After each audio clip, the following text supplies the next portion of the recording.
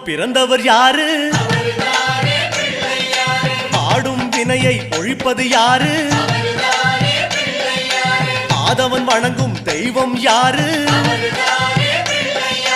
பூமியை தாங்கும் புண்ணியன் யாரு? அனலாசுரனை தின்றது யாரு? ஆணவம் நீக்கும் நாயகன் யாரு? முப்புரி அணிந்த மூலவன் யாரு?